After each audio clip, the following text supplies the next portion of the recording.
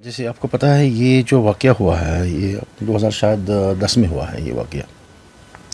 तो इसको उभारना आज आज हो सकता है मतलब इलेक्शन का मौसम आने वाला है, तो they are just breaking up these issues. दूसरी बात ये है कि अगर तुषार साहब ने जो भी एक्विजिशंस लोन साहब के खिलाफ़ लगाए हैं, या कोई एक वो है संगठन है, क्या नाम है उसका, रूट्स इन कश्मीर, तो अगर उन्होंने कोई इल्ज़ामात लगाए हैं तो अब सुप्रीम कोर्ट की तरफ से ये डायरेक्शन है कि हम हलफनामा दायर करें एलिजेंस का। तो जो भी डायरेक्शन सुप्रीम कोर्ट की तरफ से होंगे, we will abide by those directions.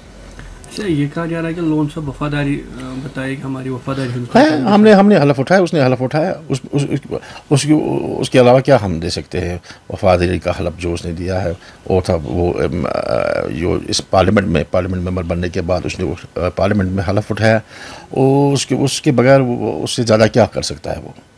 वो तो इंडियन है, मैं कहता हूँ हम भी इंडियन हैं, वो भी इंडियन है, सारे इंडियन हैं। वो पार्लियामेंट में कौन जाता है? पार्लियामेंट में वही जाता है जो इंडियन होगा। पार्लियामेंट पाकिस्तानी नहीं जाएगा, बांग्लादेशी नहीं जाएगा, और कोई नहीं जाएगा।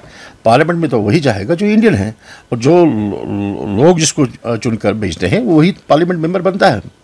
पर मोहम्मद अकबर लोन अगर उसको अभी भी ये सवाल उठा रहे हैं कि वो इंडियन नहीं है, तो इससे बड़ी बदकिस्मती की बात कोई नहीं है। अच्छा, आपको क्या लगता है कि क्यों इस तरीके से किया जा रहा है इस वक्त?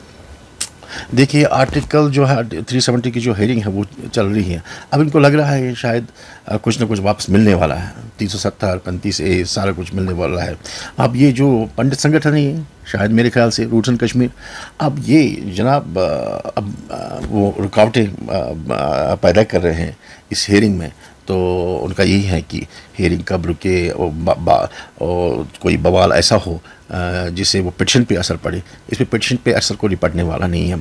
ये एक बात है। वो दूसरी बात है, hearing the petition by the supreme court is one thing, and raising the solo equivalence that 12 years before is another thing. So they are not interlinked together.